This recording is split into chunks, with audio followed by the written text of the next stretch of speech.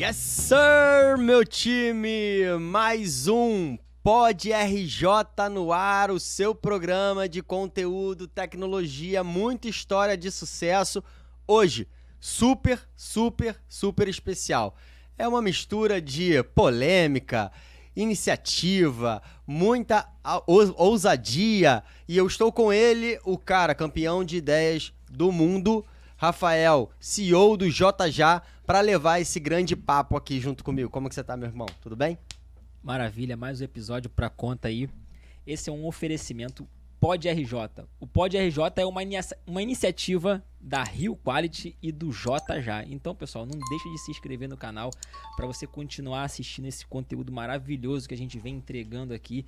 Eu preciso que você ative o sininho, se inscreve, envia para um amigo. Amassa o botão de curtir, ó. Clica. Exatamente, a gente precisa bater 1000 inscritos ainda antes de terminar o ano. Então eu peço a vocês aí que se inscrevam no canal. A gente já tá com mais de 30 mil visualizações mês e já somos o principal canal do Rio de Janeiro de food. Estamos chegando, hein? Ninguém para, hein? Isso aí. Foguete não dá ré. E hoje temos... Normal ter convidado especial aqui, né? A gente só chama fera aqui. A gente tá ficando repetitivo, né? É, com isso, porque é só fera. Aqui, hoje eu chamo, né, uma marca que já é sucesso, né? Ela tem nada mais nada menos do que 241 lojas vendidas, né? E eu tenho mais ou menos mais de 120 já operando. Hoje eu falo com Daniel Félix, do Altibeco. Daniel, seja bem-vindo. Obrigado mesmo. Prazer estar aqui com vocês.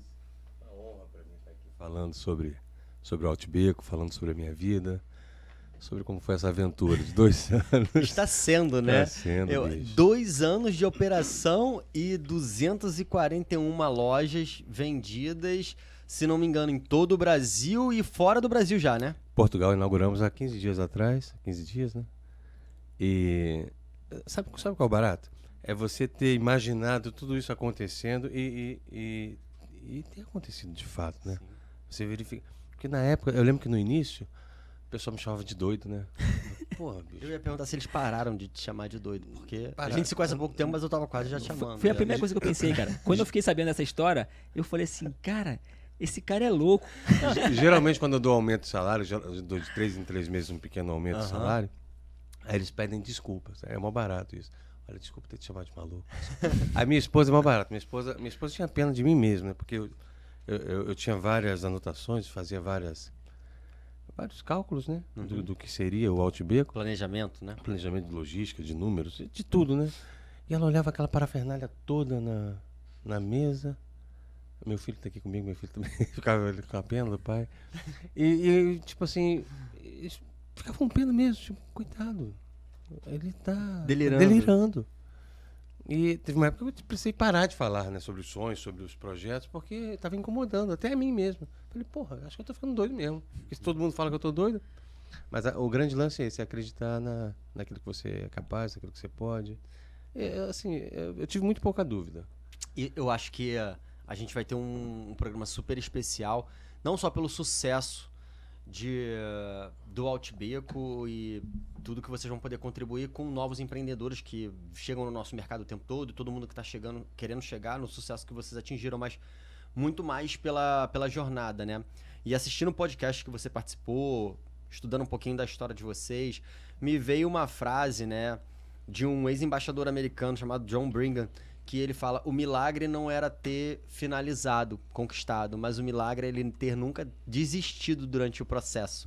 Geralmente é isso. É isso mesmo. E você, me parece, ter uma trajetória de altos e baixos, de muito aprendizado, de dúvida, de questionamento da família, dos apoiadores. E você falou que em nenhum momento você teve dúvida que o sucesso ia chegar, né?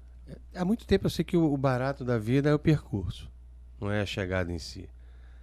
Tem um lancezinho também que eu já ouvi de... O cara sonha em conquistar um Monte Everest, sei lá, o topo da montanha, né? E quando ele chega lá, a última coisa que ele quer é permanecer naquele local, né? Ele quer descer para desbravar uma outra aventura, para fazer...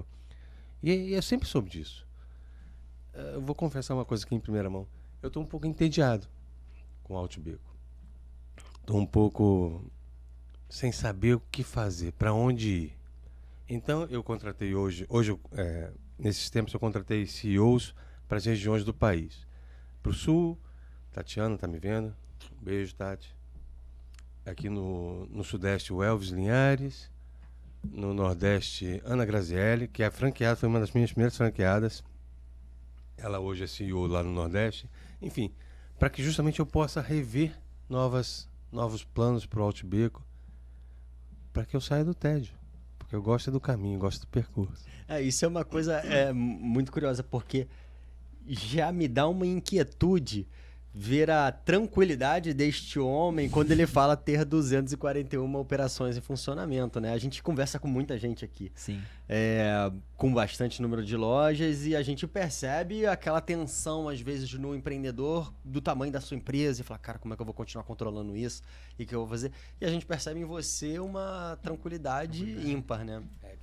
Que em verdade não faz diferença o tamanho do negócio, desde que haja método, disciplina e organização. Se você tem esses fatores com você na sua vida, independente de qual seja o seu ramo, o seu segmento, se você tem método, disciplina e organização, o tamanho faz muito pouca diferença. Você aplica os princípios, a essência do negócio, num pequeno, num médio ou num grande negócio. Obedece os processos, né? Isso, sem vacilar, sem claudicar. Esse é o segredo mesmo. É método, disciplina e organização. Eu não deixo ninguém falhar com números, não deixo ninguém falhar com compromissos, não deixo ninguém falhar com palavra, por exemplo. Né? Isso é muito importante. Muito Interessante. Estou curioso para saber como que começou isso tudo, de onde surgiu a ideia, como é que surgiu do nada. Porradaria. Foi na porrada mesmo. Era franqueado da Wizard, já contei essa história algumas vezes, você já deve saber. E a gente estava tomando um grauzinho, né? Um whisky. Eu era novo rico. Na Wizard eu conquistei um grande número de alunos, me tornei um dos primeiros do Rio aqui na...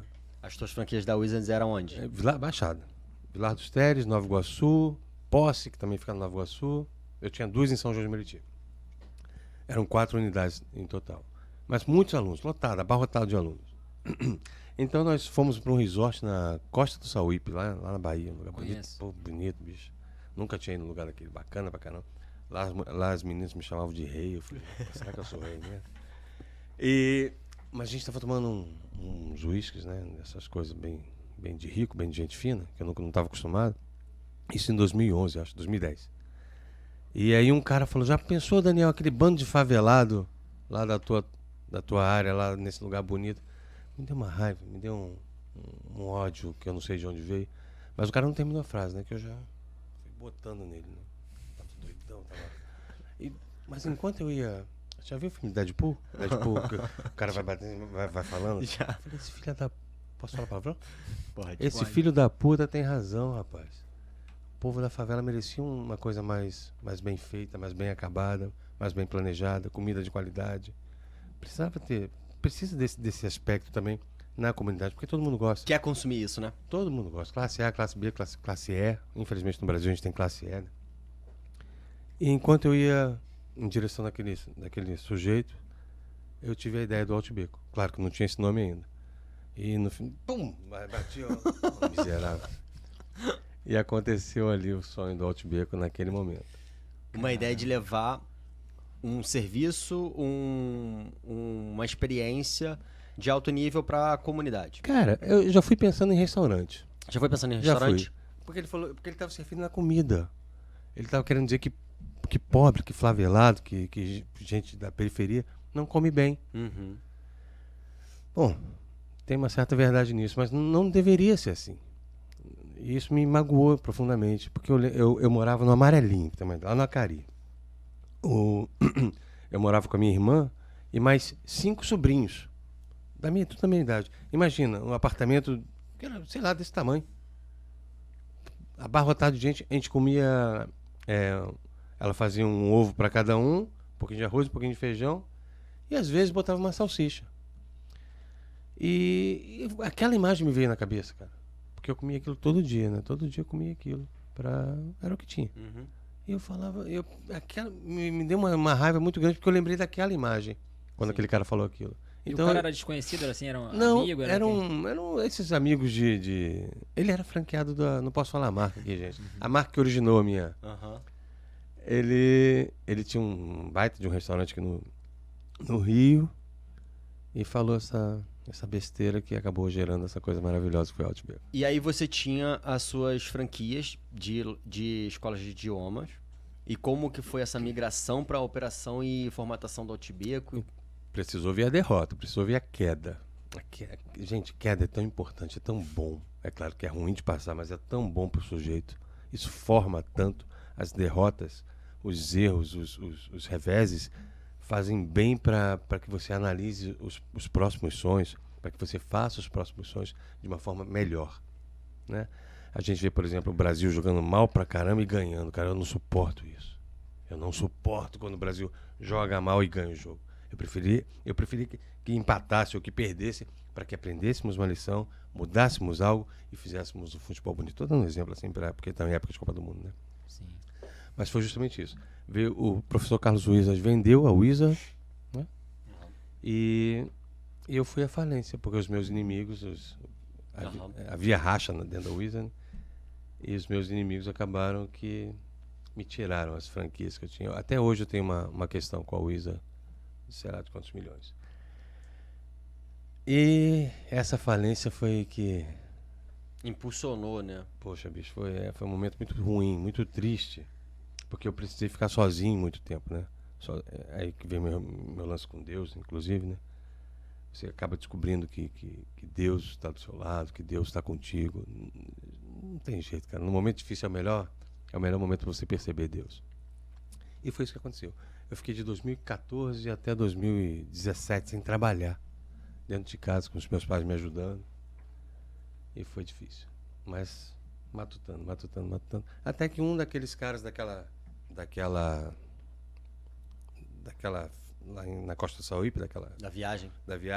falou: Dani, que tal se você trabalhar para mim no meu restaurante? Você traz para mim insumos e você copia as receitas de tudo, né? Uhum. Claro que ele falou isso só para me ajudar, só para me dar uma moral, só para que tava vendo que eu tava muito... Levantar tua pipa. Isso aí. E aí eu fiz isso.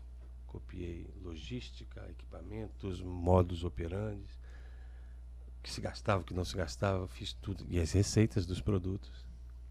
E aí surgiu o Outback em 2020.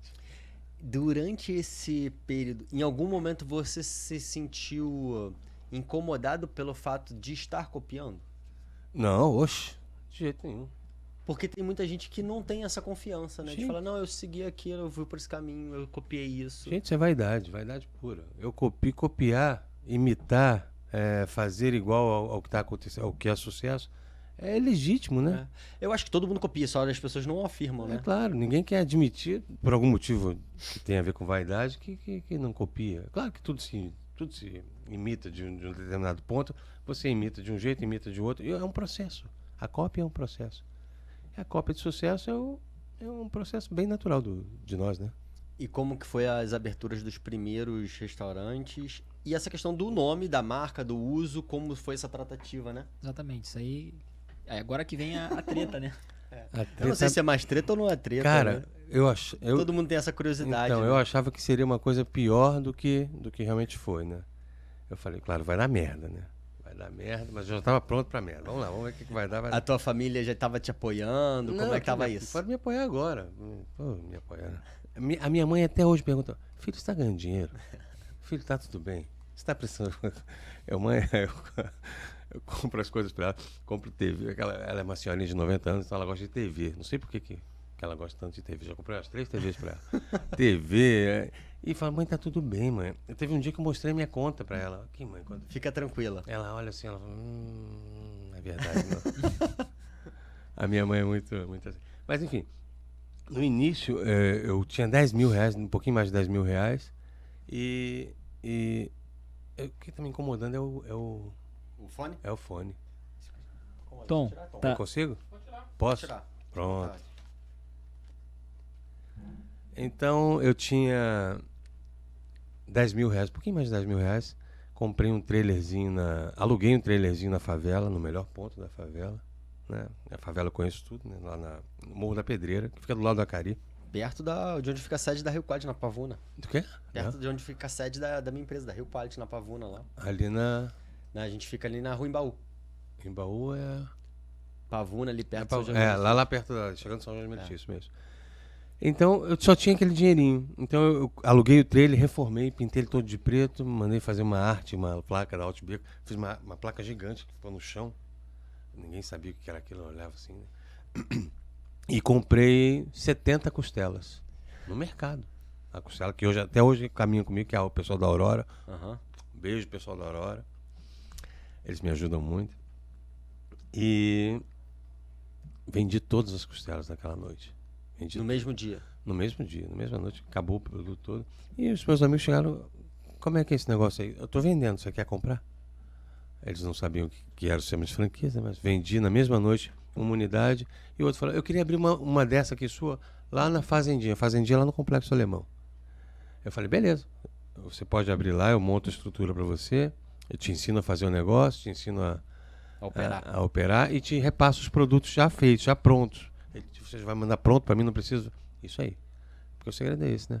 Você dá o produto pronto pro franqueado e ele trabalha mesmo sem entender. 67% dos meus franqueados nunca trabalharam com cozinha. É o perfil do investidor, né? Mas é porque o negócio é muito simples mesmo, muito, muito fácil. A logística toda é muito fácil. E ali eu comecei. E época de pandemia, bicho. Eu inaugurei dia 6 de agosto, em plena pandemia. Tava um horror. Tava um caos. E nas favelas tava igual um formigueiro, porque ninguém parava. Aí foi quando mais uma vez eu ouvi a voz de Deus, falou, pode ir, vai. E fui, bicho, sem medo. Abri no dia 6 de agosto, mal fervor, mal... E no primeiro dia já vendeu todas as costelas e vendeu franquia. Tudo, vendi franquia. E aí tinha batatinha também pra acompanhar? Tinha batatinha pra acompanhar. Nós vendíamos a costela, só a costela, é verdade, só a costela e batata frita. Eu lembro que a costela era vendida a 29, vou perguntar, a franqueada vai brigar comigo. R$29,90, bicho. A costela era vendida. Costelão, a costela da Aurora é muito bonita, né? E a R$29,90. Bicho, vendeu horrores. Eu terminei a operação, eu comecei às 6 da noite, terminei a operação às 10h30 da noite. Você era o único funcionário ou você já estava com funcionário? Eu, minha filha e minha esposa, que estavam lá obrigados, né? Senão eu separava dela. Falei, vai lá, vai me ajudar, pô, vamos lá, vai atender, desculpa. Vai atender o cliente, eu fico lá na cozinha, eu fritava batata, eu servia costela. Era eu limpava o chão. E nesse teu modelo de franquia hoje com 100 e poucas lojas, 126 lojas ativas, 241 vendidas, como que você lida com essa parte do abastecimento, do padronização do produto? Como que você controla isso? Porque isso é um desafio de todo mundo que tem restaurante e está querendo expandir, né, para o modelo de franquia. Cara, é como eu te falei, não é difícil, é muito simples. Quando você tem equipes, quando você tem pessoas que trabalham com método, disciplina e organização, você para de se preocupar com o que pode acontecer. É engraçado falar isso porque é mais ou menos um processo de discipular o funcionário. Você precisa fazer ele. Eu preciso fazer meu funcionário entender que eu confio nele absolutamente. Confio que ele vai errar, inclusive. E que ele precisa aceitar que ele eventualmente vai errar. Quando esse processo começa a desencadear, o negócio acelera. E flui normalmente. Então eu tenho setores que lidam com cada questão de fornecimento. Por exemplo, em relação à costela, eu tenho a Aurora, que distribui para o setor de produção, o setor de produção manda para o setor de vendas, e o setor de vendas distribui as costelas para os franqueados. Hoje você tem um centro próprio de produção. Tem, vários. Esse é uma das virtudes do Outback também. Os polos de distribuição fazem com que o franqueado esteja perto, porque eles pegam o produto comigo pronto, né? Então, eu tenho em cada região um polo para que o franqueado busque onde for mais próximo dele. Legal. Né? Esse é o barato. Então, não tenho problemas, gastos com frete, por exemplo. Muito bom. E o cara pode fazer a compra dele de acordo com o giro de estoque dele no tempo que ele precisa. Não tem estoque porque ele pega dinheiro comigo todo dia. Então, ele não tem estoque. Ele não precisa ter um freezer. Ele não precisa ter espaço para estoque. Por isso que, inclusive, algumas lojas do Outback são muito pequenininhas. Né? Nas comunidades, principalmente, são muito pequenininhas. Porque eles não precisam. Eles pegam todo dia comigo produtos. Legal. Todo dia eles têm... e ele não precisa de capital de giro, porque ele pega uma costela ou 100 costelas, não faz diferença. O franqueado que vai saber quanto ele vai gastar naquela noite, naquele... É um modelo muito disruptivo, né? Sim. Diferente, né? Quem me falou isso, uma certa vez, foi o Eduardo Ourívio, o dono do Spoleto, né? Aham. Que ficamos amigos. Ele falou: Dani, a tua sacada foi ótima, porque você não tem o problema do frete, o seu franqueado busca um produto todos os dias, quanto ele quiser. De acordo com o volume dele. Segundo ele levou 2 anos para pensar isso pro Cone, porque a Cone também é a marca dele. E eu falei, acho que acertei. E como é que foi a questão do uso da marca? Teve um processo judicial em cima disso? Não. Quando você lançou a marca no mercado... Alguém te notificou? A gente ficou, correndo. Em 30 dias, o Outback me notificou, né? Já com a lojinha lá da Lá no comunidade. Pinheiros, foram lá, eu não sei como é que entrou, eu até ri na época. Morri de rir, o oficial de justiça entrou na favela, ele pediu desculpa, eu não estava no dia, ele pediu desculpa pro meu funcionário lá, tinha um funcionáriozinho já lá. Ele falou, pô, cara, você me desculpa, eu não tô aqui pra prejudicar ninguém, eu só tô fazendo meu trabalho. Morro, tenho medo de tomar um tiro no joelho. E toma mesmo, e toma mesmo. Aí ele me ligou, esse rapaz, né? Era funcionário do franqueado atual, não era meu funcionário do franqueado. Me ligou, estamos entregando uma carta aqui, acho que é justiça, cara. O que tá acontecendo? Eu fui lá, falei, não deixa o oficial ir embora, não fala nada com ele não. E aí eu liguei pro Outback, né? Conversamos com a assessoria jurídica deles. A verdade é que eles queriam saber o que estava acontecendo. Tipo... Deixa eu entender, né? Que porra é essa? Que tá... Na verdade foi essa frase mesmo que o presidente lá falou comigo. Que porra é essa, né? O barato de tudo foi que o Outback é responsável por esse crescimento dentro das favelas. Eu tenho que louvar aqui o Outback, porque foram eles que me ajudaram, eles entenderam a situação social, né? A gente queria fazer, ninguém quer ser concorrente de Outback, pô. Outback, você pega 20 mil reais e abre um Outback. Abrir um Outback você gasta 4 milhões, bicho. Então não dá pra comparar um restaurante de Outback, aquele conforto todo, a comida deliciosa do Outback, todo mundo sabe disso. É ótimo estar no Outback. Então ninguém quer ser concorrente de Outback. A gente queria prestar uma homenagem, fazer uma brincadeira com o nome e mostrar que gente pobre também pode comer comida boa, como no Outback. Eles compreenderam assim de primeira, bicho. Foi um carinho tão grande que eles tiveram conosco. Foi um respeito tão grande que segue aí, cara, segue nisso aí. Me fizeram alguns pedidos, né, pra tirar a trade, era igualzinha no início. A montanhazinha? A montanhazinha era igual Outback, né, porra, era engraçado. Eu lembro podia ter botado as favelas ali, né? Mas até rolou, mas depois eu tive um outro vislumbre e aí fiz o que eu fiz dessa maneira. Tirei a trade, tirei o nome dos pratos, que eram iguais, os pratos eles são patenteados, ele me pediu isso, e me fizeram um pedido para que nunca botasse num shopping de grande expressão. Sim. E eu falei, tô de acordo, tamo junto. E eu acho fenomenal isso, né? Que é o mercado ditando as regras que acreditam ser justas para o mercado. Sim. E você citou aí, louvou o Outback por ser uma referência, por ser por ter um entendimento do teu objetivo de levar o teu propósito para o público. Agora você também tem uma marca de referência no mercado. E você acha, na tua intimidade, que o teu sucesso ele também leva para o Outback uma visão do cliente ali que gosta do Outback e fala, pô, o Outback é uma marca legal, porque também tem esse olhar de fomentar o mercado, de desenvolver isso. E você acaba ajudando o Outback também dessa forma? Tem acontecido isso. Alguém lá do Outback entrou em contato comigo e falou, as pessoas comem, olha só, sabendo que as classes D e E também comem o mesmo produto. Isso dá uma sensação de alívio, de dever cumprido. Olha que bacana, cara. E a verdade é essa, cara. Porque o cara tá comendo lá no Outback, é muito legal. Por quem não gosta de estar no Outback, né, cara?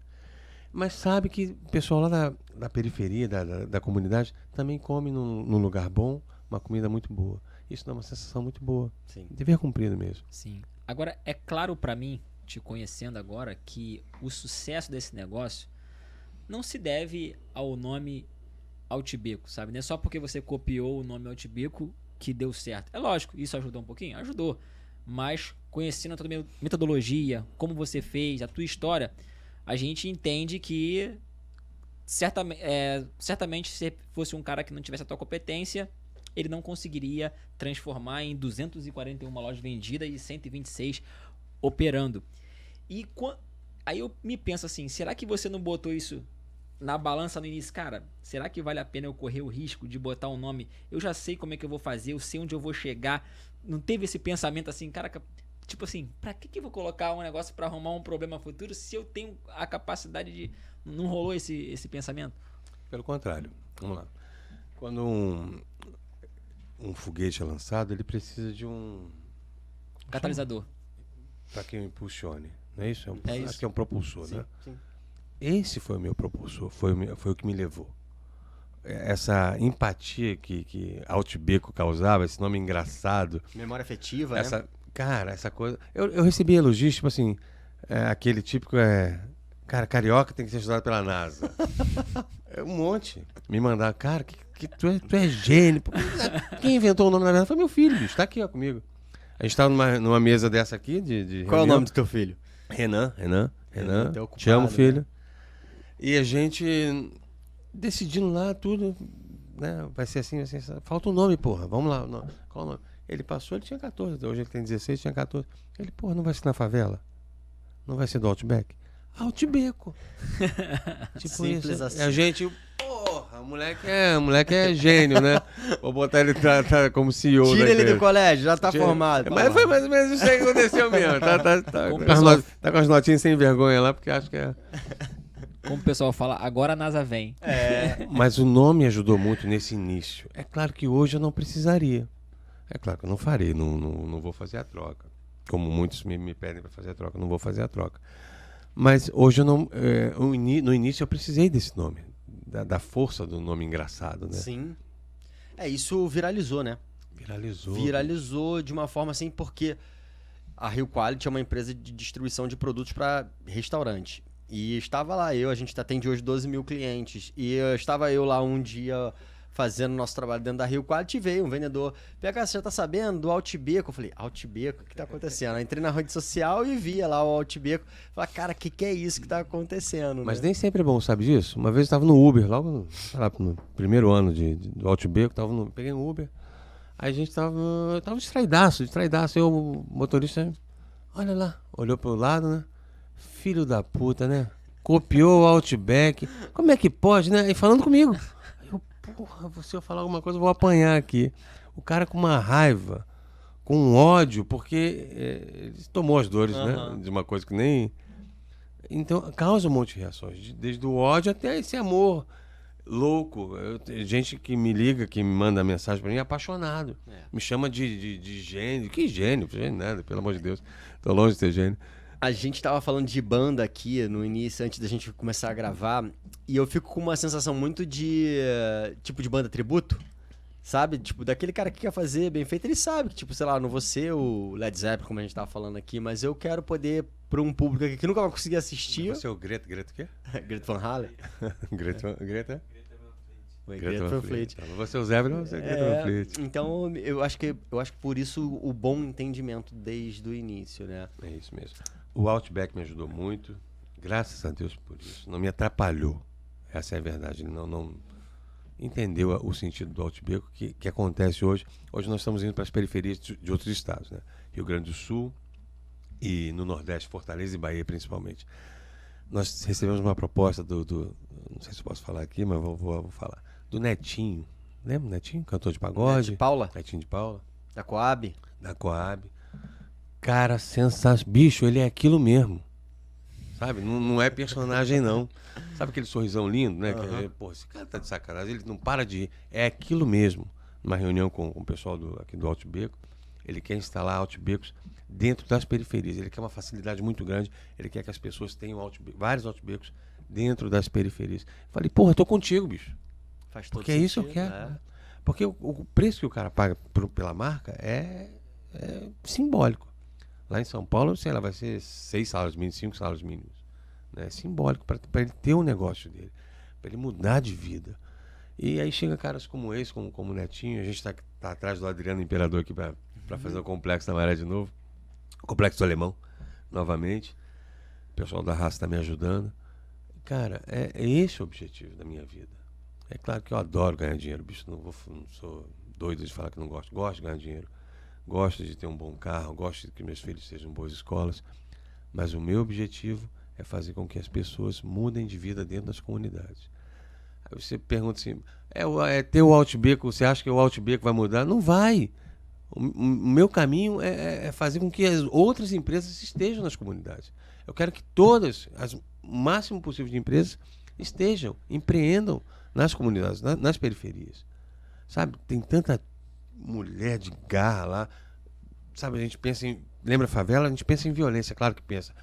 Virou o estereótipo mundial. Mas existem 90 e tantos % de pessoas que não lidam com violência. Que são trabalhadores, que são guerreiros, que são destemidas, que são ousadas. Consumidores. O dinheiro rola na favela, bicho. Rola. É um pouco. Cada favela, sei lá, 150 mil pessoas numa favela, é um pouco nesses 150 mil. Então você tem que saber distribuir, tem que saber lidar com esse dinheiro da maneira correta. E os empreendedores precisam entender isso. Há dinheiro nas comunidades. Então vem comigo, vamos junto. Eu acho que você citou aqui a tua fase de planejamento. E eu acho que a tua certeza do teu sucesso estava muito baseada que você sabia o público que você queria atingir, o produto que você queria vender, qual era o formato de atendimento que você ia implantar, né? E aproveito para falar disso para saber, hoje as lojas do Altibeco, elas são simplesmente presenciais, elas têm delivery, como é que é a sua operação hoje? Todas têm que ter a loja, é um critério nosso. A gente precisa da imagem da loja. Não tem uma só delivery? Da quiche, não. Ela pode ter até o padrão mínimo de tamanho. Não, uma coisa bem... para que o cara trabalhe delivery. Delivery é muito forte, né, bicho? Delivery é uma coisa... Nas favelas, então, é surpreendente, porque o que você encontra de motoboy, por exemplo, na favela, tá no gibi, bicho. Lá não tem iFood. Lá é favela. Num Altibeco dentro da favela, você tem 15 mototaxistas trabalhando pro Altibeco. E são exclusivos ou... Aí o franqueado que decide se vai contratar, se vai pagar por hora, se vai... Enfim, essa é uma prerrogativa do franqueado. Mas existe uma demanda muito grande de trabalhadores, principalmente mototaxistas, dentro das comunidades. Então o delivery é muito forte. Então às vezes eu falo, monta uma loja bem como é hoje lá em Costa Barros. É uma lojinha muito pequenininha que funciona praticamente delivery. É claro que de vez em quando para alguém lá para comer uma costela ali, para tomar um guaraná, um chopp, mas fundamentalmente para trabalhar o delivery. Mas tem que ter a loja física. Legal. Sim. E hoje você pensa em modelos de loja assim, também fora da comunidade, com um conforto maior? Já existe. Já existe. Você vê na loja inaugurou agora lá em Caxambi. O cara gastou R$500 mil na loja. A loja dele tem 3 andares, tem boate em cima, lugar para dançar. Pô, coisa linda, maravilhoso. Legal. Aqui do lado do Parque Olímpico, é uma loja muito, muito gostosa também de ficar. Aqui na... Qual é o nome? Abelardo? Abelardo Bueno.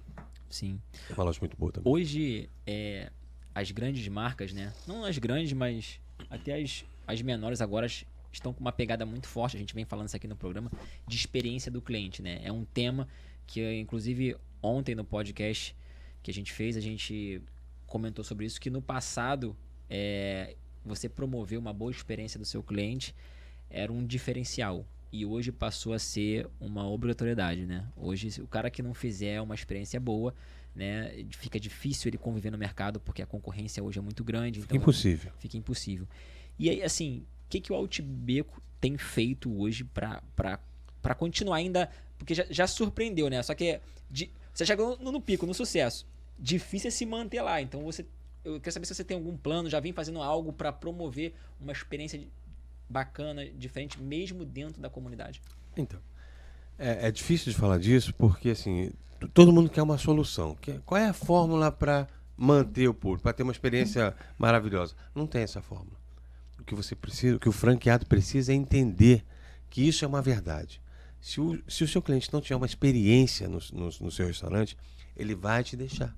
Ele não vai ser frequentador. Quando você acredita isso com todas as suas forças, você faz acontecer. Mas essa é uma experiência subjetiva, pessoal do franqueado. Eu não tenho como ensinar isso a ele. Eu tenho como falar como falo. Eu tenho como dizer, como apontar, como mostrar os dados. Mas Evitar alguns erros, né? evitar alguns erros. Mas essa verdade é ele quem põe em prática.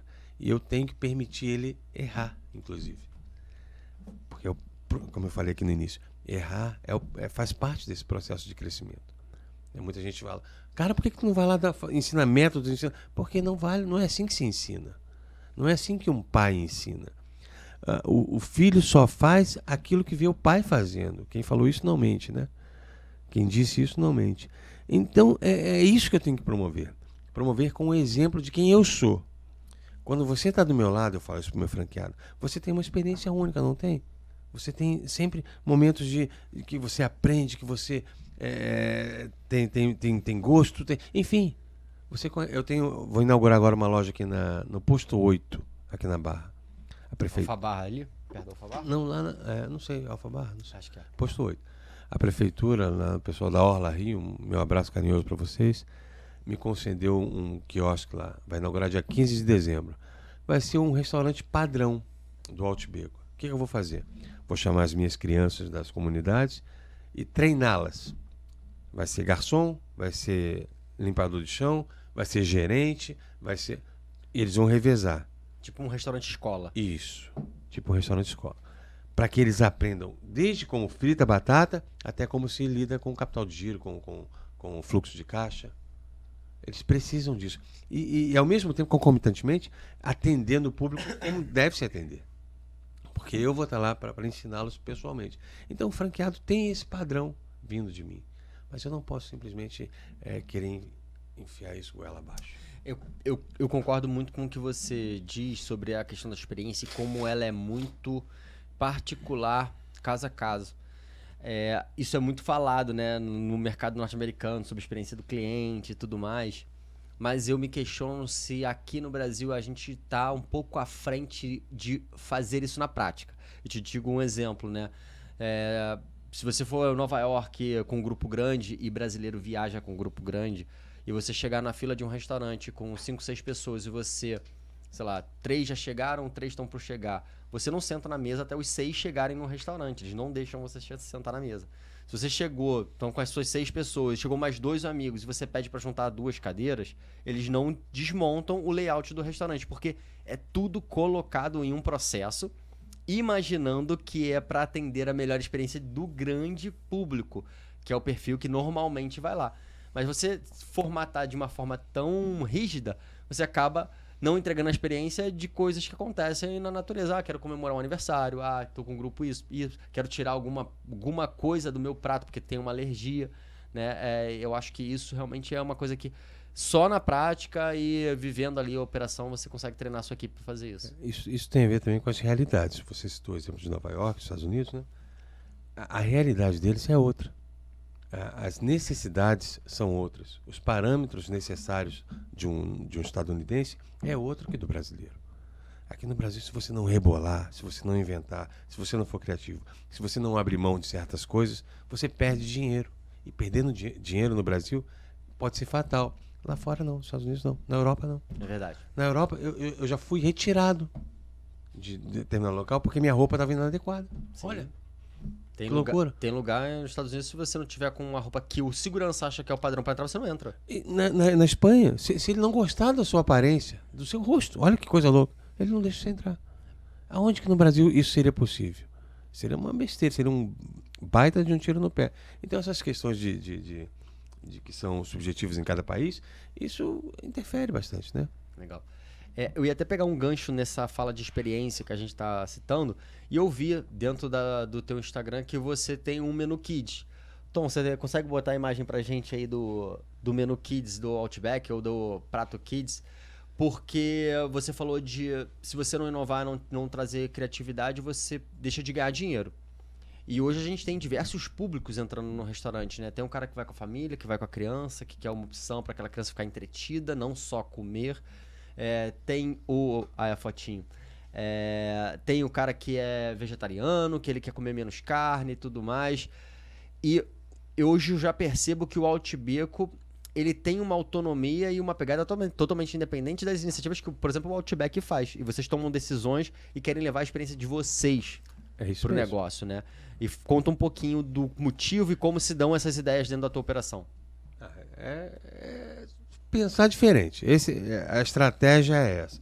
Como qualquer empresa, a gente precisa, o setor de marketing de qualquer empresa, precisa pensar diferente do que está acontecendo. Essa é a maneira de você sobressair, de você realçar aquilo que pretende, aquilo que é, né?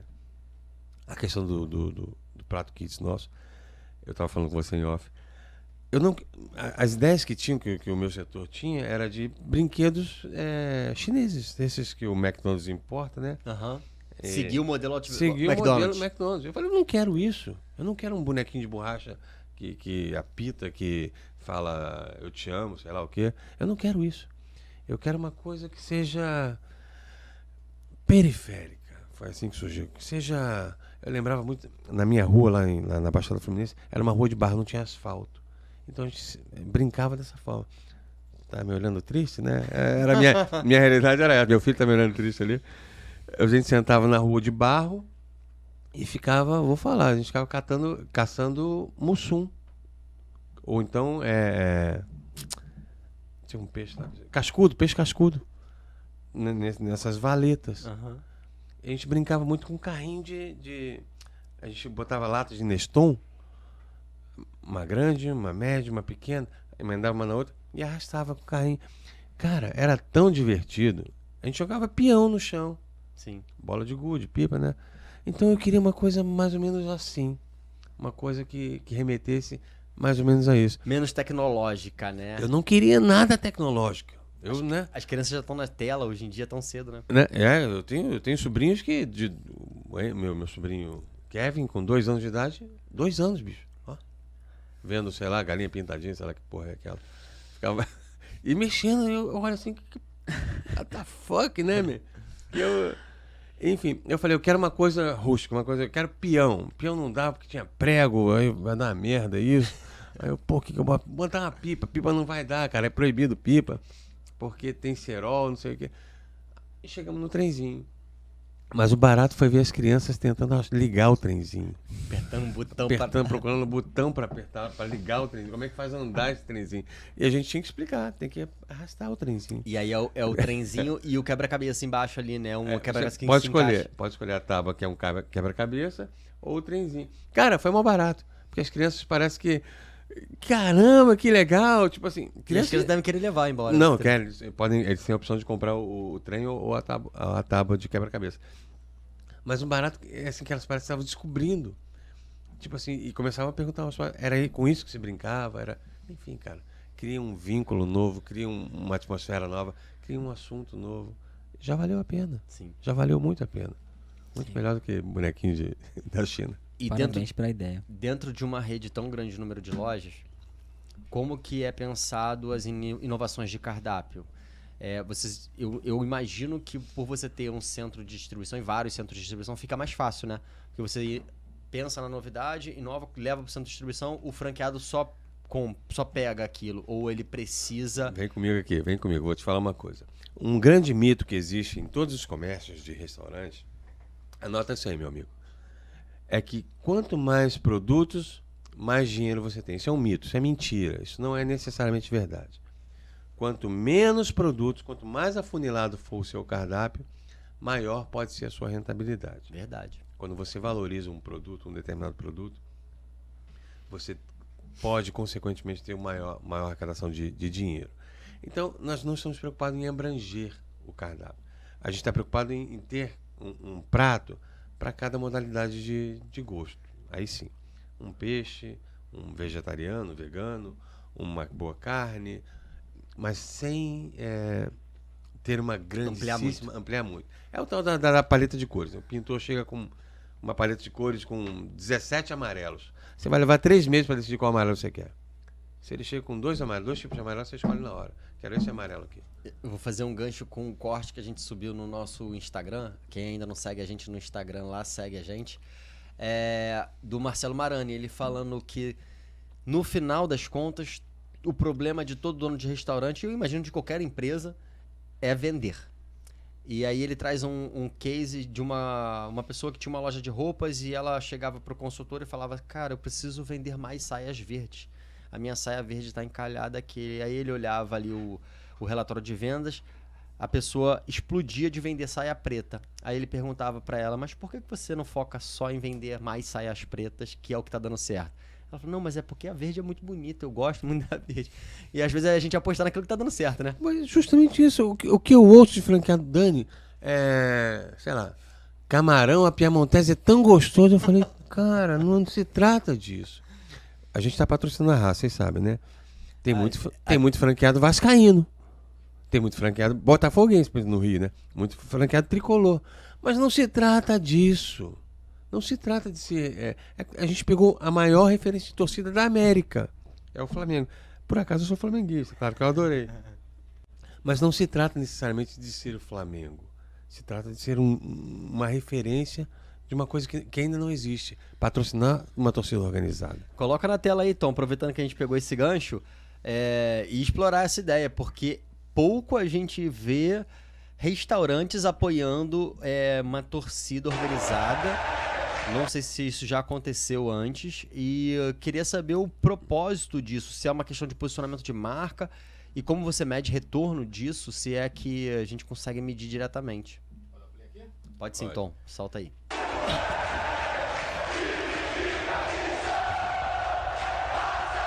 Cuidado que o Zaf tá chegando, gente. Engraçado isso, viu?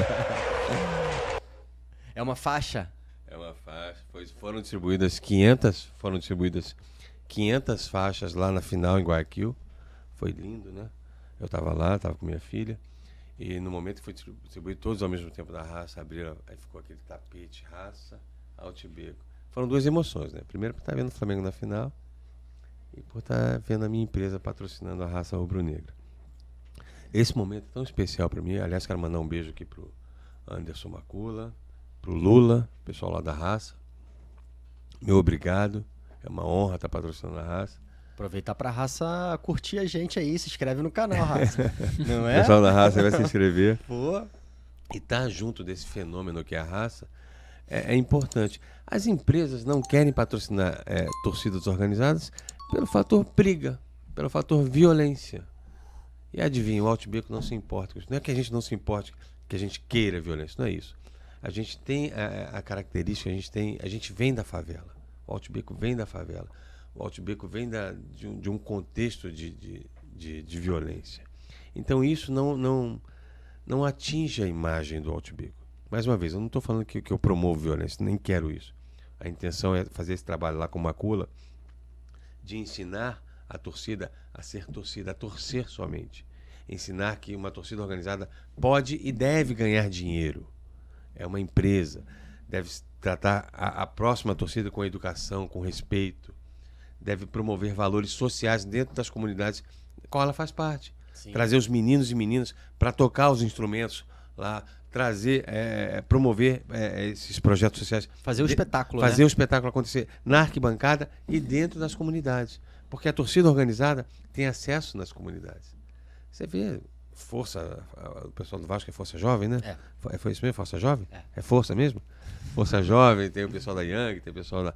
Enfim, seja lá o que for, todos têm acesso às comunidades. Então, essas torcidas organizadas, elas podem promover o social melhor do que ninguém, bicho. Assim como as escolas de samba, já falei, a gente vai patrocinar algumas escolas de samba do grupo de acesso. A raça vai ser a primeira. Porque eles têm maior acessibilidade às comunidades. E o objetivo do Altibeco é trabalhar com o social, é trabalhar com as comunidades, promover os meninos e meninas para que não se juntem ao tráfico de drogas. Justamente o pessoal dos comandos da vida aqui do Rio de Janeiro, todos me conhecem, todos sabem quem eu sou. Sabem que eu trabalho com aqui, com A, com B, com C, e não quero que me estranhem. E sabem que eu não quero que ninguém trabalhe no tráfico de drogas. Esse é meu desejo. Eles sabem disso. Então eu promovo o máximo. E eles me apoiam. É isso mesmo. Vai lá, é isso mesmo, Dani, é isso mesmo. Tira essa molecada aqui, tira. E tem que tirar mesmo. Mas tem que ter oportunidade, bicho. Tem que ter o social, o cultural, tem que ter o técnico, né? Aquela coisa, ensinar a trabalhar. Há muito que se fazer nas comunidades. E eu preciso das torcidas organizadas, eu preciso das escolas de samba. Eu preciso de mais empresas comigo nas favelas. E você diria que, então, esse movimento é muito mais um movimento social do que um movimento de marketing? Não tenha dúvida. Não tenha, é claro que promove. Esbarra, né? É Esbarra. claro que é legal, gostoso, ver lá, passa na Globo lá, o pessoal... O cara que é da raça, ele acaba tendo empatia pelo teu restaurante, faz a escolha de ir lá. Eu peço para que o pessoal do Vasco, do Botafogo, do Fluminense, pense nisso também, nessa possibilidade também. Tratem, chamem aqui, ó. Vamos patrocinar todas as torcidas, vamos promover um conglomerado de torcidas organizadas, Flamengo, Fluminense, Botafogo, Vasco, vamos todos juntos trabalhar pelo social, pelo que é certo, ganhar dinheiro como empresa e promover o social nas comunidades. É isso que eu quero. Muito bom. Além de iniciativas em marketing, como a gente falou e social, como a gente falou da iniciativa com torcidas, eu vi que você também apoia atletas, né? Eu vi, se não me engano, no teu Instagram, um competidor de jiu-jitsu. Jiu-jitsu, nosso campeão Wesley Monteiro, foi campeão agora lá em Abu Dhabi, né? Pô, legal. Campeão paralímpico. Ele faz parte da seleção brasileira paralímpica de jiu-jitsu. Meu abraço forte, meu carinho, cara, eu tenho um carinho tão grande por ele. Ele é lá do Espírito Santo, Capixaba. E o Wesley foi lá, meteu a porrada em todo mundo, bate muito. Mas engraçado que ele chora. Ele é maior chorão, bicho. Ele no dia do patrocínio, foi num podcast patrocínio, me abraçou, chorou. Imagina quem apanhou dele, então. Eu falando, caramba, um cara desse, um marmanjão desse me abraçando. Chorando. É bonito, cara, de ver isso. O cara emocionado. Porque o cara não tem oportunidade. Você vê o atleta, aqui no Rio a gente tava com a Ana Hiller. O atleta não tem oportunidade, bicho. Não. E o cara bom. Quantas pessoas a gente vê no sinal, às vezes vestido de kimono, pedindo doação, né? Pô, bicho, a gente tá com um projeto, o pessoal do sinal, tu falou agora, a gente tá com um projeto. Fala dele. Botar todo mundo com camisa do Altibeco, tem que ter a propaganda, né? E dar o incentivo do produto para eles, para que eles trabalhem de uma certa forma.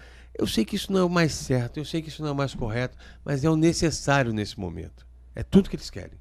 Um pouco mais, uma pequena oportunidade para expandir o dinheiro, o bolso, para que depois deem o próximo passo. Eu sei porque minha vida foi assim. Eu precisava fazer um monte de coisas. Eu entregava lista telefônica, bicho, eu não ganhava salário. Então eu chegava na casa do cidadão, não é da época de vocês, lista telefônica. Falei que ia quebrar alguma coisa? Qual, página amarela ou telelista? Página amarela. A escuta é essa, isso na década de 90. Eu não tinha grana, né? Eu tinha que trabalhar, tava namorando a mãe desse rapazinho ali, bonito. Eu falei, porra, tem que fazer alguma coisa. E aí me oferecendo um trabalho, ó, tem um trabalho de entregar lista telefônica. Eu, beleza, quanto é que ganha? Ganha nada. Como assim ganha nada? É o seguinte, tu vai entregar lista telefônica, tu dá um bom sorriso e pergunta se a pessoa pode dar uma caixinha pra você. Pede uma gorjeta ali. Cara, ninguém queria, mas adivinha quem quis? Eu. Bicho, eu faturava, sem sacanagem, uns 400 conto por dia. Caralho. Meu sorriso era o sorriso mais bonito do dia. As minhas palavras eram as mais doces. Os meus cumprimentos eram os melhores. Cara, eu sempre busquei onde ninguém via, onde ninguém queria, onde ninguém achava. Então, muitos desses moleques que estão nos sinais hoje estão mais ou menos nessa vibe. Uhum. Eles estão aqui, mas eles já estão pensando no próximo passo. Então, eles precisam de um pouquinho mais de dinheiro. E é isso que o Altibeco vai fazer. Vai começar a patrocinar a molecada no sinal de trânsito. E se o cara é, sei lá, politicamente correto, acho que isso é ruim, vai me desculpar. Eu tô na contramão de novo. Legal. Agora, falando um pouco de delivery, eu queria ver se você consegue dizer pra gente como é que tá o delivery do Altibeco, assim, falando em faturamento, qual o percentual referente venda loja e delivery? Tem classificação diferente de loja, né? A gente tem mais ou menos 3 tipos de loja. A tal da média, a grande, a média e a pequena, né?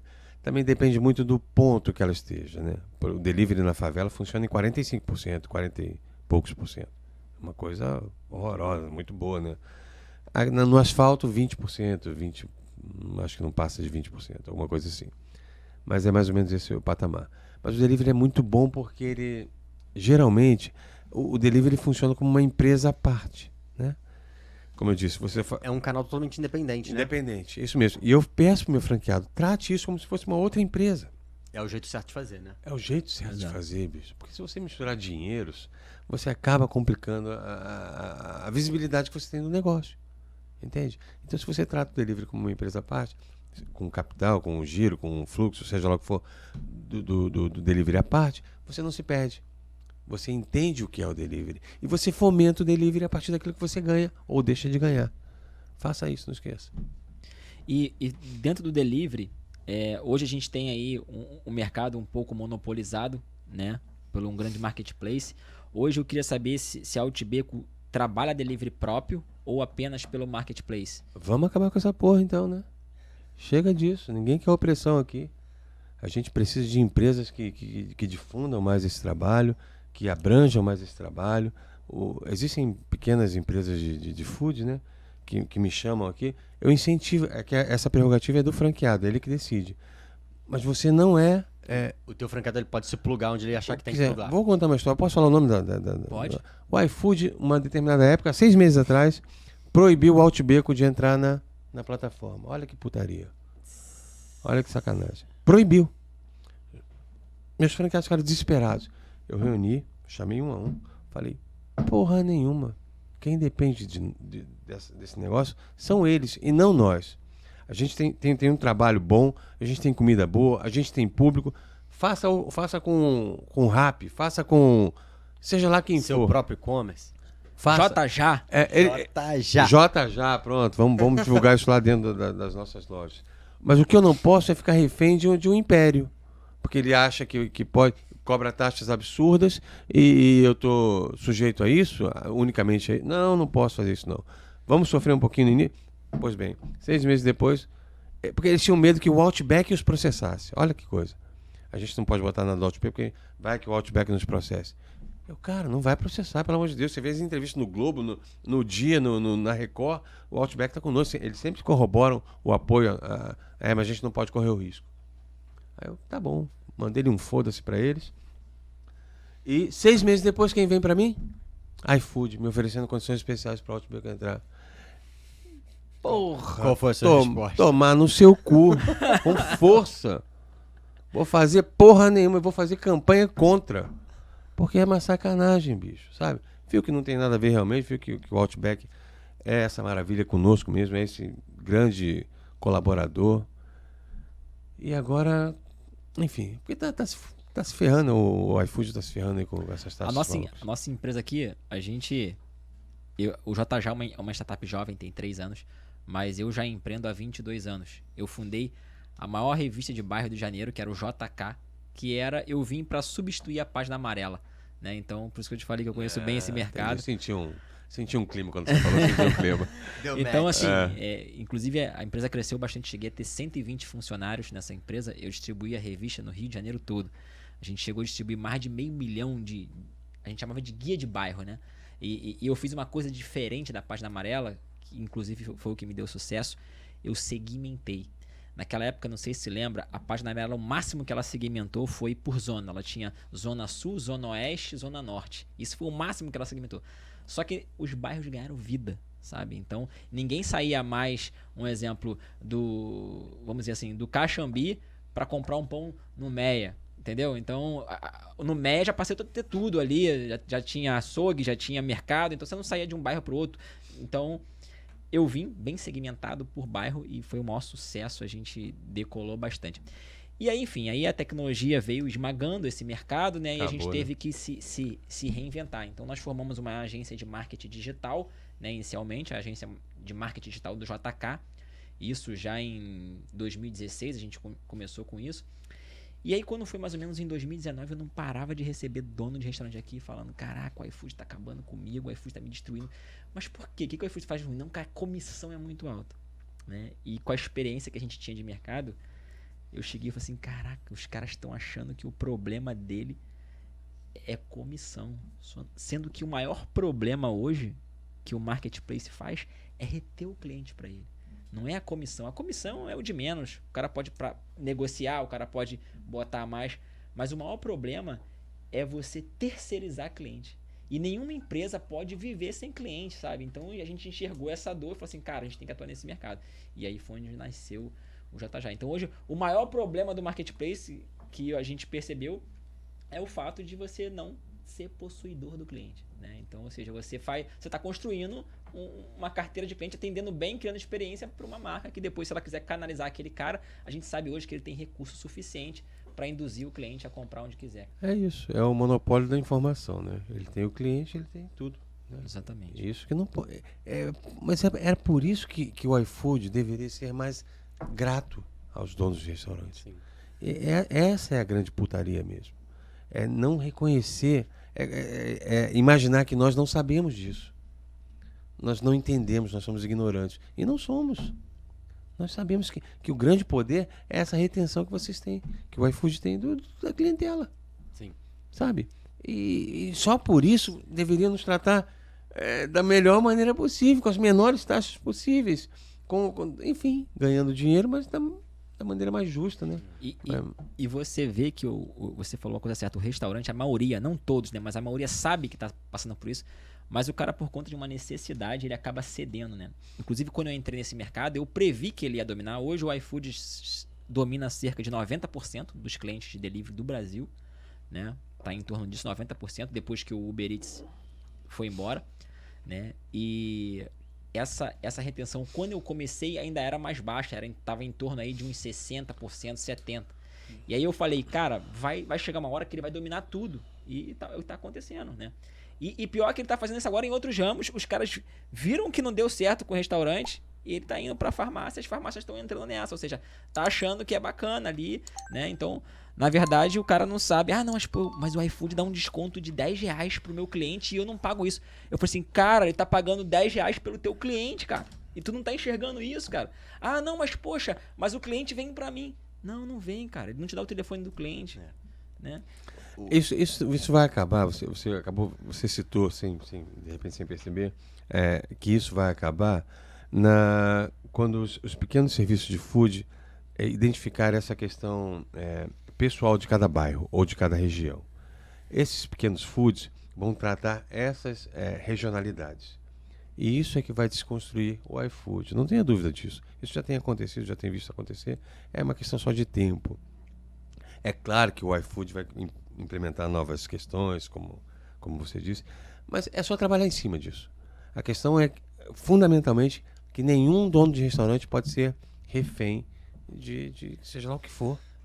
Eu acho que falta um pouco dessa disposição e interesse e coragem em tomar a iniciativa de fazer o seu canal de venda, como você falou. Não preciso ficar dependente. Existe um canal pronto que tem uma atração, que é o iFood, mas o mercado, se você fizer um bom trabalho, ele vai chegar a você, ele vai conseguir no teu produto. E se você não conseguir ganhar dinheiro sem o iFood, meu amigo, fecha o negócio. Exatamente. Fecha o negócio. Se você depende do iFood para ter sucesso, fecha o negócio. Não faça isso. Que, aliás, é um erro que está cometendo no mercado muito grande. Dani, eu percebi pela tua rede social que existe uma autonomia de cada franqueado, me corrija se eu estiver errado, de comunicar, de trabalhar a sua própria rede social e tudo mais. É um pensamento que também não é muito comum, né? Geralmente a gente vê as redes de franquias centralizando a comunicação. Queria entender o porquê desse movimento e se isso também se repete no ponto de venda e essa autonomia de mudar alguma coisa, seja layout, seja, enfim, algum detalhe ali da operação. Fácil. Imagine que você seja franqueado de qualquer franqueadora. Você preferiria que eles tomassem conta da informação ou que você tomasse conta? Com certeza. Claro, né? Então é um desejo de qualquer franqueado ter esse poder de decidir sobre o que vai informar. Sim. Desde que não fuja dos padrões de layout. Tá. Okay? Então existem pequenos critérios, como o layout, as cores. Enfim, é muito pouco. Eu não sou chato, não sou vaidoso, não sou orgulhoso. Eu não estou aqui para fazer um novo McDonald's. Não é isso. Adoro a história do McDonald's. Já vi aquele filme 17 vezes. Todo mundo que vem aqui conta do filme. Enfim, mas não é isso que eu quero. O objetivo é realmente fazer com que o cara ganhe dinheiro. É ganhar dinheiro e fazer com que o cara ganhe dinheiro. Ganhar dinheiro e fazer com que o cara ganhe dinheiro. É só isso mesmo. Não tem uma vaidade. Não tem... É muito legal quando você fala do Outback. Pô, olha aí, tá nascendo mais um filho teu, aquela coisa, aquele papo. Filho, meu filho é Renan e meu filho é Lá. Minha filha é Laura. Entende? Eu lido muito bem com as coisas. Eu sei separar as coisas. Eu não dou valor a carro, eu não dou valor a casa. Eu dou valor às pessoas. Legal. Dou valor a gente. E o que o cara quer é ganhar dinheiro, é ser feliz. É também dar à filha dele uma boa escola, ter um bom carro também. Isso que me importa. Sabe? E eu imagino que olhar dessa forma tem um benefício de você conseguir regionalizar e tomar algumas iniciativas que vão funcionar naquele local, né? E aí a gente fala especificamente, tipo, talvez dos influenciadores. Às vezes eu tenho uma loja da Outbeco na minha região e eu sei que quem tá bombando, quem tá em ascensão é o Renan, guitarrista, que se eu fizer uma parceria com ele, vai bombar. É o MC Sapinho, é o MC sei lá o quê, é o cantor sertanejo, sei lá o quê. Cada área tem, cada região... E surgem muitos, né, o tempo todo. Muito, bicho. Sim. Aí imagina eu monopolizar a informação de um jeito em que não atinge aquele local. O cara vai definhar, não vai definhar só financeiramente, ele vai definhar emocionalmente, bicho. Cara, eu tive em putz, Gramado. Né? A gente tá inaugurando as lojas lá no sul, né? Gramado. Veio uma franqueadora, não vou falar o nome da franquia, né, da franqueadora, mas fui conversar com uma franqueada que ela queria, em princípio, virar a bandeira. Vou virar Outbeco, né? Trocar. Rapaz, mas a mulher tava em frangalhos. Simplesmente porque a franqueadora não deixava ela fazer nada. Engessado. Tudo. Quando ela olhava, ela pensava em fazer uma coisa, o setor jurídico dessa franqueadora mandava o contrato, a cláusula do contrato. Não pode, não pode, não pode. Porque o contrato geralmente é um chumaço assim. Ninguém lê aquela porra. Né? O contrato do Outbeco também, assim? 7 páginas do Outbeco. Então o contrato de qualquer franqueadora é aquela sacanagem que é. Cara, eu fui falar com a mulher, que sacanagem. A mulher não aguentava ficar dentro do restaurante dela. Ela falou, eu preciso sair daqui, eu tô passando mal. Cara, minha esposa não aguentou, que a minha esposa abraçou a mulher, danaram as duas a chorar lá. Mas é mais ou menos isso que as franqueadoras, de uma maneira geral, não todas as franqueadoras, claro, mas fazem. Elas oprimem o franqueado. Agora falando desse assunto aí, isso é um dilema que a gente vive aqui, né? Porque a gente cuida do marketing digital, né? E aí fica sempre essa dúvida, eu vou deixar os franqueados fazerem. Agora, em primeiro lugar, eu não sei porque o Instagram ainda não criou um recurso para isso. Que a coisa para ele, isso não era nenhum problema para ele criar um recurso, criar filiais onde ele limitaria o que o cara poderia publicar, né, para manter um padrão como ele falou, enfim, eu não sei, acho que o TikTok vai fazer para poder concorrer com o Instagram, ele vai liberar isso, né? E isso acontece com marcas grandes, cara. Você acredita que a gente cuidava aqui do marketing da Leroy Merlin, Jacarepaguá, aqui da Taquara e de Niterói. E a Leroy tem um setor de marketing gigante em São Paulo, com os melhores profissionais. Só que o cara tinha que contratar a gente, porque ninguém melhor para fazer o marketing local no Rio, né? Sem os caras, que não seja os caras dali da Taquara, que tem uma agência na Taquara, que conhece todo mundo da Taquara, então enfim. Então a gente fazia um trabalho local para Leroy, né? E porque simplesmente não podia, a franqueadora lá não permitia que ele tivesse o Instagram daqui, da local, enfim. Então isso é um problema geral, assim.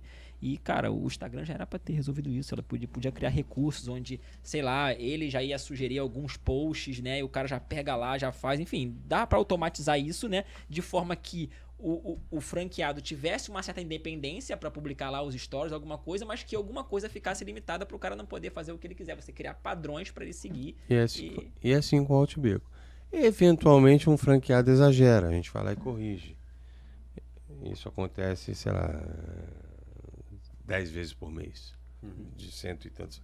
Um número até aceitável. Sim. E ninguém que dá multa, né? Eu nunca apliquei uma multa na minha vida, pelo amor de Deus. E os públicos são diferentes, né? Por exemplo, eu conheço uma franquia de vocês que fica aqui, em frente ao Parque Olímpico aqui. Né? Parque Olímpico. E você está falando que tem uma dentro da comunidade. Então, são lugares diferentes, públicos diferentes, né? E de repente até as vendas são um pouco diferentes. Totalmente diferente, acredita em mim, totalmente diferente. O cara aqui no Parque Olímpico, ele fatura uma fortuna. Claudinho, mandar um abraço pro Claudinho. Conheço ele, Claudinho. Uma fortuna, tá rico, trocou de carro, vai trocar de apartamento que eu tô sabendo. Graças a Deus por isso, graças a Deus. E lá na comunidade nem tanto. Mas o investimento que ele fez aqui foi muito maior, bicho. Então eu mostro isso para os franqueados. Não tem nada errado. O cara vende muito porque ele fez uma estrutura muito boa. Ele tem uma ideia de trabalho muito boa em relação ao conforto, infraestrutura. Entende? Quanto mais você... Isso é uma prerrogativa natural do comércio. Quanto mais você investe, mais você espera de retorno e geralmente vem se você fizer um bom trabalho. Eu ia perguntar sobre o perfil do público investidor em franquias. Geralmente é alguém de dentro da comunidade ou é um investidor de fora que quer aproveitar o ponto e a oportunidade? Hoje tá uma loucura. Hoje, assim, a gente atende gente de... Eu atendo um grupo empresarial. Olha que loucura. Os caras... Teve um... Compraram o Juiz de Fora inteiro, pra você ter uma ideia. Chegar, eu quero comprar o quê? Eu quero... Qual bairro do Juiz de Fora? Não, você não entendeu. Eu quero o Juiz de Fora inteiro. Peraí, cara, o Juiz de Fora inteiro vai dar... É tipo master franqueador, né? tipo, vai dar 1 milhão, é isso aí, vamos lá. Onde é que assina aí? Entende? Eu falei, beleza, chegou nisso, beleza.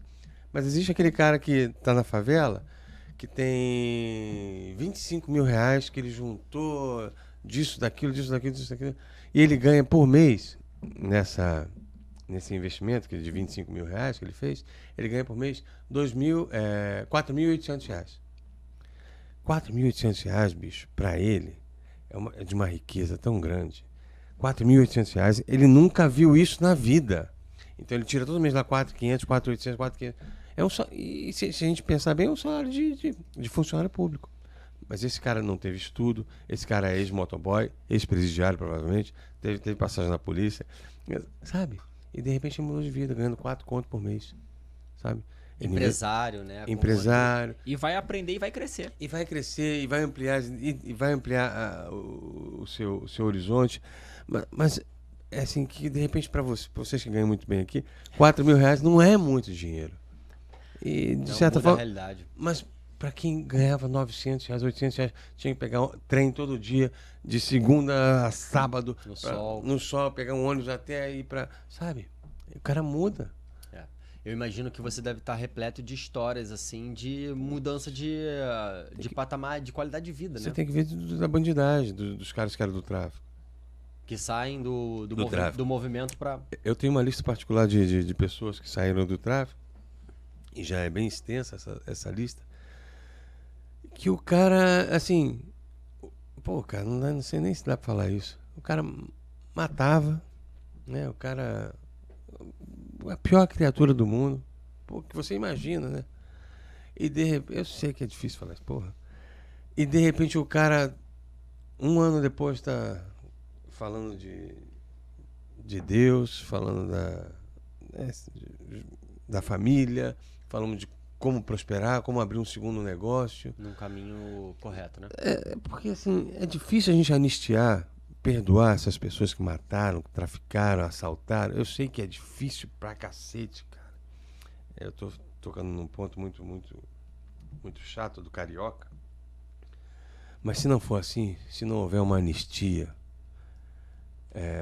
a gente não muda, a gente não sai dessa porra, dessa violência toda. Você tá na Barra, você tá em Realengo, você tá em Cascadura, você tá no centro, você toma um tiro de bobeira, bicho. Sim. Sexta-feira passada, eu fiquei preso na Avenida Brasil por tiroteio na Maré, pô. Porra. Tive que dar ré na Avenida Brasil. Se você não propuser alguma coisa para essas pessoas que promovem essa violência, por algum motivo que a gente não vai falar aqui agora, se não houver uma anistia, um acordo para que haja benefício para essas pessoas pararem com isso, sabe? A violência cai.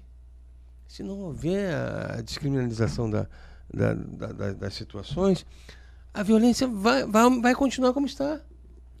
Não adianta, bicho. É bom ver num movimento como o OutB com um caminho, né, para esse movimento. A gente tem aqui diversas histórias de formas de empreender dentro do food.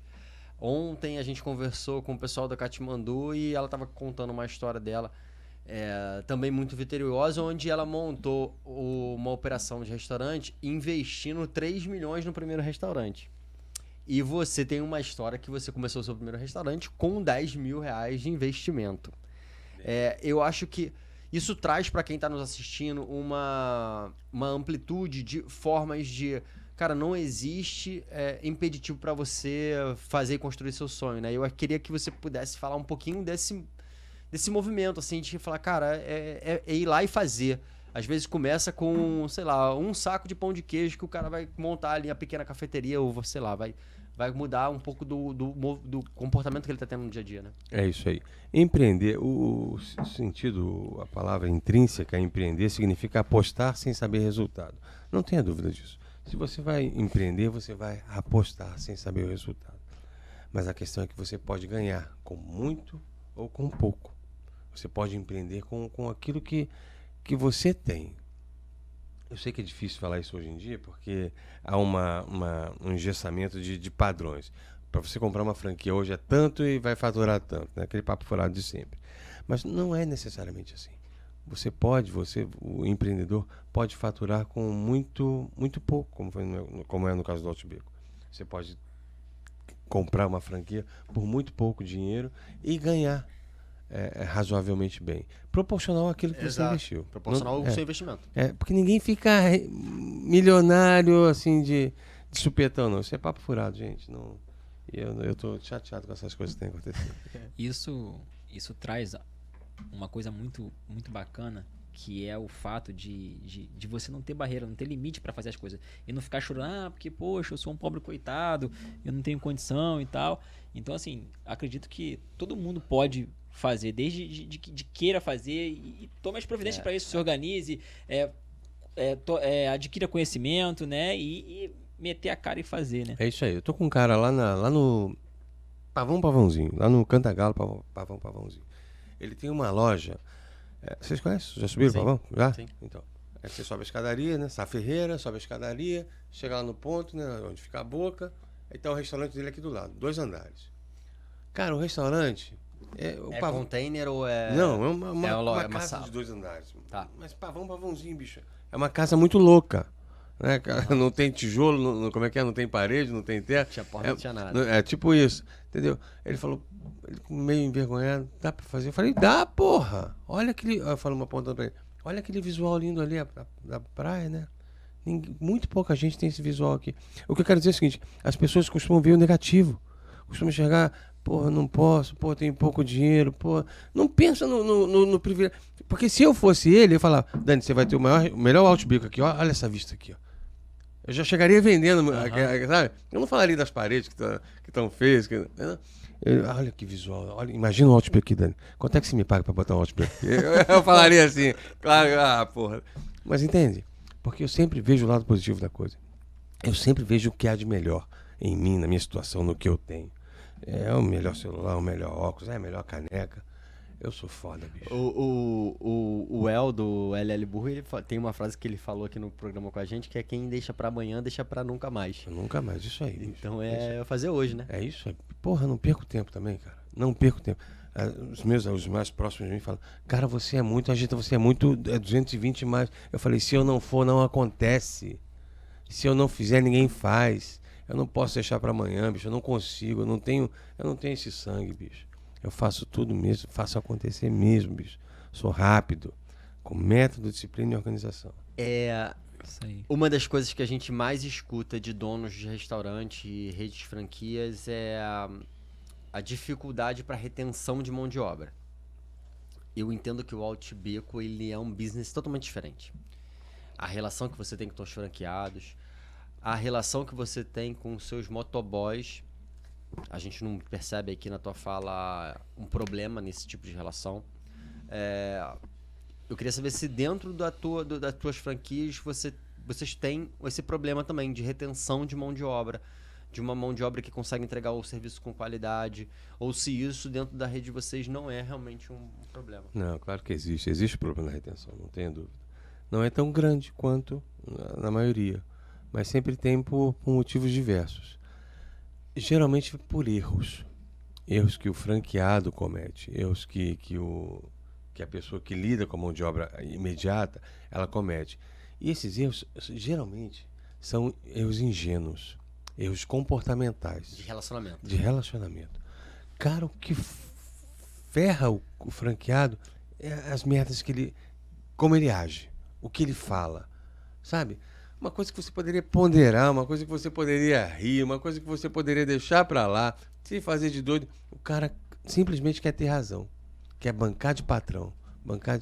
Cara, eu não vejo nada mais triste que isso. Concordo. Mas pelo menos uma meia dúzia de Altibecos já foram fechadas porque o sujeito franqueado era intransigente, era obstinado, não faz sentido nenhum. Você não faz sentido, bicho. Você não tá aqui pra ser empreendedor, não. Você pode ser outra coisa, juiz de futebol, pode ser, seja lá o que for.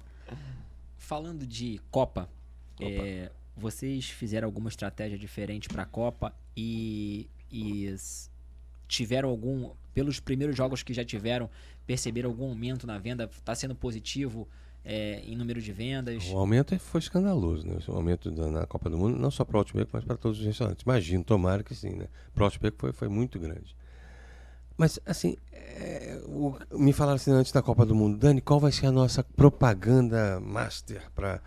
Eu falei, propaganda master, bicho? Tu vem falar de propaganda master de Copa do Mundo? Vai ser aquilo que o franqueado quer, aquilo que ele enxerga. A gente vai passar o formato, isso é como tem que ser feito, as cores, o molde do negócio, e ele bota o que ele quiser. Se ele ama o Senegal, bota Senegal para ele. Se ele ama falar da cultura do Catar, não importa, cara, não me importa. Me importa que o franqueado seja feliz. Me importa que o franqueado seja satisfeito. E se porventura ele errou naquela opinião, ele identifica que o erro foi dele, foi uma prerrogativa dele, ele assume esse erro e cresce como pessoa, como empreendedor. Eu não posso, cara, esse velho molde de franquia, de que, qual é a ideia da franqueadora para, sabe, isso não funciona, cara, não funciona, não tão bem quanto a subjetividade do franqueado. Em termos de produto, vocês não chegaram a preparar nada especificamente para a Copa? Esse seria uma boa ideia, mas não houve tempo, realmente não houve tempo hábil, mas seria uma boa ideia, realmente, um produto, sei lá, bolado em Copa do Mundo. Até o final da Copa vocês vão conseguir pensar em alguma coisa aqui. Antes da gente fechar, tem algumas perguntas assim mais pessoais que a gente acha que é interessante compartilhar, né? Só fiz uma vez. Você tem uma jornada aí de muito aprendizado. A gente percebe na tua história e nos teus exemplos o quão rico, né, é o teu aprendizado e essa tua energia de continuar produzindo. Eu gostaria de saber aqui as tuas referências e pessoas que o Rafa sempre pergunta isso, que você gosta e eu gostaria de ouvir palestras e você se sente motivado e aprende muito com. E sou estranho pra caramba com isso, cara. Eu leciono literaturas, né? Então, toda a minha influência de empreendedorismo vem de José Saramago, vem de Júlio Cortázar. É uma coisa estranha, porque eu tenho que apurar, tenho que filtrar tudo que eles dizem, entender qual é o sentido daquilo e para lançar na minha vida empreendedora. Ariano Suassuna. Nossa, adoro Ariano Suassuna. Mas assim, falando de empreendedorismo ali ao pé da letra, eu cito Carlos Wizard, né, aqui no Brasil. Esse cara me ajudou tanto, esse cara foi tão genial, E é uma figura que não parece, sabe? Não se expõe, né? Não se expõe. Sabe, todos esses caras que fazem força para aparecer como empreendedor, desde as roupas até a postura, a maneira de falar, o Carlos vai totalmente na contramão. Ele some, ele prefere sumir, ele prefere ficar invisível. E de repente você ouve um sussurro, uma ideia dele, tá ali a ideia genial. Carlos Wizard mudou minha vida nessa questão de franquias. É o maior empreendedor do Brasil. Legal. Se tivesse 2 livros que você quisesse indicar para os nossos ouvintes aí. Não vou falar nenhum chavão, nenhum. Vou falar só livro fera aqui. Fala aí, vamos lá. Vou anotar aqui que eu quero. Quer anotar? Tá, anota aí. Uma Casa para o Sr. Biswas. Fala sobre o que esse livro? Dá um spoilerzinho aí. Fala sobre a necessidade do homem. A necessidade intrínseca do homem de se ter algo na vida. Cara, ele é tão profundo. Viesse Naipo. E ele te leva num lugar que você começa a medir o que é importante de fato. Se coisas são importantes de fato. Se a porcaria do seu carro, que é borracha, ferro e plástico, seja qual for a marca, é tão importante quanto o sorriso do seu sobrinho. Não vou nem falar filho, né? Quanto um abraço de um desconhecido. Cara, outro dia, já vou falar outro livro. Outro dia eu tava muito triste, cara, fudido da vida, lá em Maricá. Entrei no Habib's, não sei se meu filho tava comigo. Entrei no Habib's com a família. Falei do Habib's aqui. E de repente um menino especial, tava no também um menino especial, dá pra ver que ele era especial. Levantou. Deixa chegou perto de mim, eu, né, sinceramente fiquei com medo, levantei, ele me deu um abraço e chorou. Cara, foi um momento, acho que um dos momentos mais mágicos da minha vida. Te trouxe um conforto. Cara, me trouxe mais do que qualquer coisa na minha vida já pôde trazer na minha vida. Sei lá, naquele momento, assim, acho que eu imaginei que nada pudesse ser mais importante do que a pessoa, do que o ser humano, do que o abraço, do que o beijo, do que a companhia. Então essas porcarias de rótulos que nos impõem na vida, cara, pra mim não diz nada, cara. Não diz nada. Eu pegar um gancho nessa tua história. Todo programa aqui eu abro com a frase yes, sir, né? Que na tradução literal é sim, senhor. E eu falo isso porque uma história do meu avô. Meu avô sempre que estava num ambiente de muita felicidade, com a família reunida, e a minha família também vem de origem muito simples, ele sempre gritava onde ele estivesse, graças a Deus. E todo mundo gritava, graças a Deus.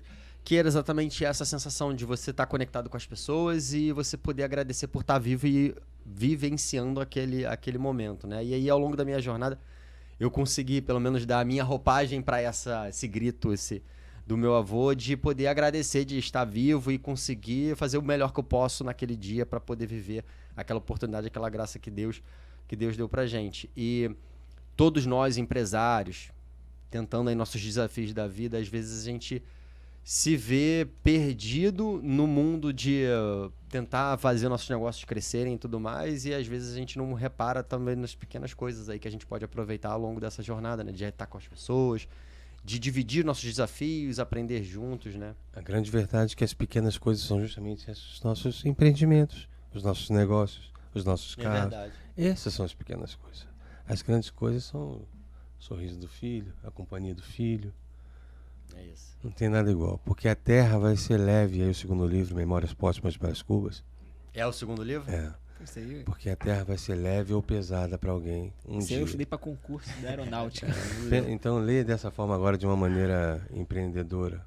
Você vai ver que o empreendedorismo, na verdade, se limita a 80 anos da sua vida. 90, 70. Não mais do que isso, gente. Muito bom. Então a terra vai pesar sobre você. Leve ou pesada, vai pesar sobre você. Pense naquilo que é realmente importante. Dani, muito, muito bom. Antes da gente fechar, eu queria que você passasse aí para o nosso telespectador, né, quem está nos assistindo, os projetos do Altibeco. Você disse que estava entediado, que tem novas coisas aí que você quer pensar, mas o que você vê de horizonte aí para o futuro? É isso aí. Empreendimento os nossos novos planos investir nessas questões de massa, como escolas de samba e torcidas organizadas, para adentrar as comunidades. A gente pretende fazer restaurantes que sejam naquele formato de R$1, lembra que o governo fazia? Sim, dentro das comunidades. Era o chamado restaurante popular. Fazer alguma coisa nesse formato. Esse é o novo projeto para o Altibeco para o ano que vem. A gente ainda vai desenvolver como fomentar essa questão. Legal. O meu sonho é justamente isso, é lidar com as pessoas menos favorecidas, porque eu fui uma delas e eu preciso, é o meu motivo de vida. Muito bom. Sensacional. Muito bom. Cara, um prazer falar contigo. Aprendemos Prazer foi muito meu, essa tarde aqui. O prazer foi meu. E eu tenho certeza, cara, que o que você contou aqui vai motivar muita gente, vai impactar muitas pessoas positivamente, dar esperança para elas continuarem. Tem muita gente nesse momento pensando em desistir, achando que não é possível. Não. Então, muito obrigado aí, em nome do Pod RJ. Queria deixar esse brindezinho com você, que é um caderninho para escrever. Você é um cara que é tradicional, então eu tenho certeza que você vai usar. Caderno na minha mão É negócio, é sucesso. É riqueza. Obrigado. Dani, eu igualmente agradeço. Foi engrandecedor, é sempre um aprendizado riquíssimo pra gente aqui.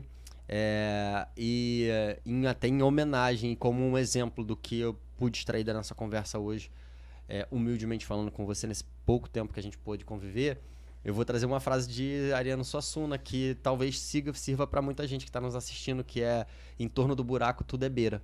Então, às vezes, a gente não olhar para dentro do buraco, a gente olhar para a beira, que tem muita coisa pra gente se segurar e conseguir isso mesmo. subir. É isso Muito obrigado, mesmo. Dani. Olhe pro melhor. Obrigado. Eu que agradeço. Parabéns ao Altibeco aí. Obrigado, galera. Valeu, pessoal. Pod RJ, o seu podcast que une tecnologia e gestão. Uma realização JJ e Rio Quality. Siga nossas redes, @PodRJ, @JJPedidos, Rio Quality. Ah, e não se esqueça, se inscreva no nosso canal.